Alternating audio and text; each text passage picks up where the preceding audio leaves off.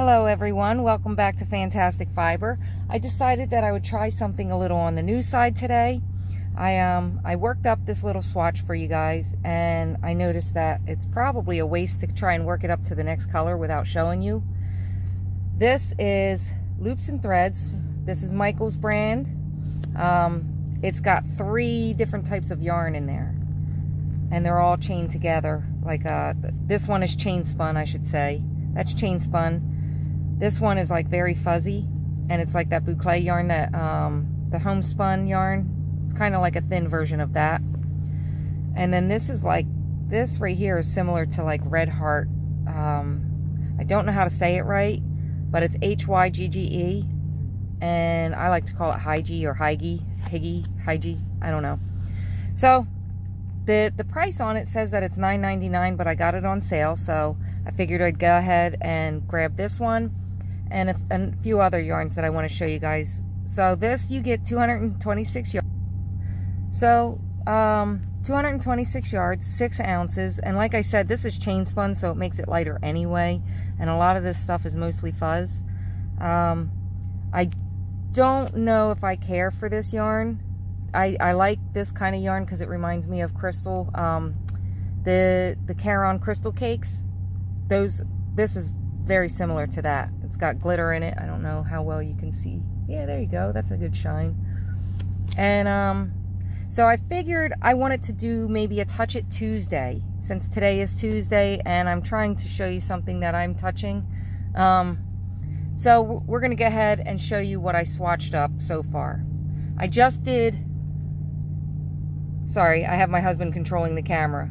I just did this portion of it in what was in the beginning of it, and this stuff, if you have to frog it, it's going to be a mess to frog. This right here, the one that reminds me of the Caron Crystal Cakes, that's very easy to work up and it's very easy to take out. So what I want to do is I'm going to go ahead and just show you.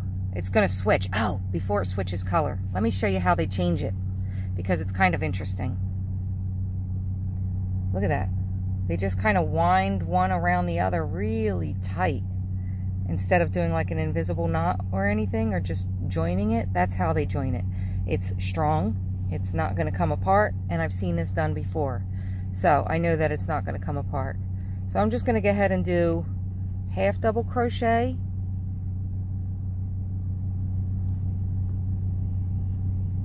so you could see, oops, you can see that it does have some good stitch definition on there.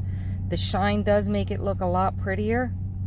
And there you are. I just got over that that spot where they joined it, and you can see it's not super like noticeable, especially once you get the other stitches in. So I want you guys to kind of tell me what you think of doing a video in this manner, where I just explain how the yarn feels. It's kind of soft, actually. And then just show you how it's worked up. Now, I've got a few double crochet here that I kind of switched into. I was doing half doubles, but I wanted to show you the double so that you could see it on this yarn. See that? So, all right, we'll go. And this is the only thing that I think is a little more noticeable, is when you go ahead and you do that, it'll where the join was, it'll kind of be a little puffier than the other stitches. But when you turn around and come back and you crochet in there, you don't even notice it anymore, because what I'm doing is top post. So just a regular double crochet top post, trying to go a little faster so that I can do a different stitch for you so you could see. And I honestly, me personally, you do what you want, but me personally, I wouldn't do much more than either single or half double or double crochet for stuff like this. I made a blanket out of the Bernat type that was like this, and I did not like working with it at all. It went from thick to thin, like very thick blanket yarn, down to like the Bernat Symphony, and you know, a couple thinner ones, and I wasn't too keen on them. So here we go. We're gonna go ahead and try and do like a bobble. So I'm gonna skip this one. I'm gonna go here, and we're gonna do a bobble stitch here. Okay, here we go. And we'll do a couple of them just to make sure that they pop.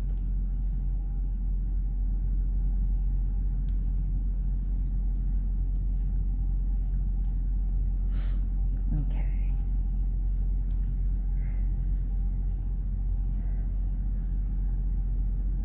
All right, so they do kind of raise up. I'm sure if I were to do the whole row, it would definitely raise up some.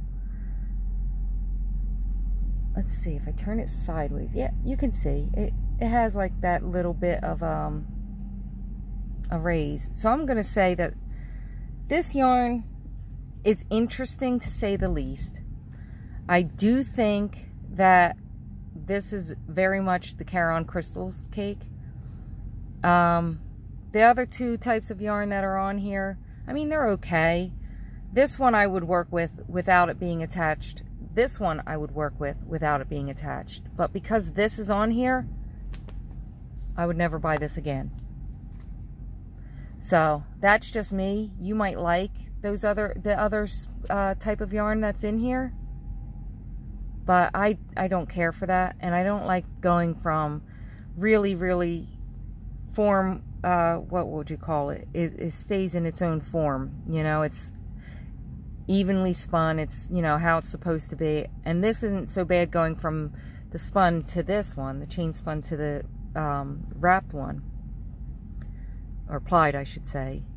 Those two coming together are fine.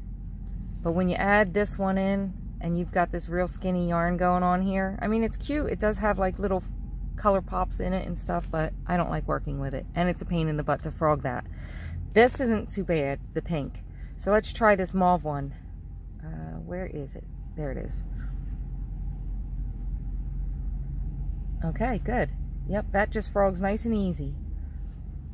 And the crystal cake yarn, you can see that that's not too bad. It does stick a little bit, but you can see it's just coming out. So that's good. This, I tried frogging it already earlier and it did not want to go. So that one is a non-froggable one. This is froggable. The red is, or the, I guess that would be like a mauve. That color is froggable as well. And that's all I have for you today. Leave me a comment below and let me know what you think of this style of video. I mean, it's kind of raw right now and I don't really know what I was planning on, but I got it out there and you guys got to watch. So let me know what you think and leave it in the comment section below. And if you guys like it, then maybe we can get a few more of these Tuesday types of Touch It Tuesday videos going on. I'm going to start with probably once a month. And then if it seems like you guys really enjoy them, then I'm going to go ahead and move probably more than once a month to 2 times a month. And if it seems like that's not enough, well then I guess I'm buying yarn every week so that I can show you guys how it looks. And if you have any suggestions for a yarn that you haven't seen before, leave it in the comment section. I'll go ahead and see if I could find it, pick it up, and show it to you. I know, yes, I'm petting the yarn. I am definitely petting my yarn. Okay, so that's all I have for you today. Thank you for joining me. Thank you for watching to the end if you did. And I shall see you on the next one.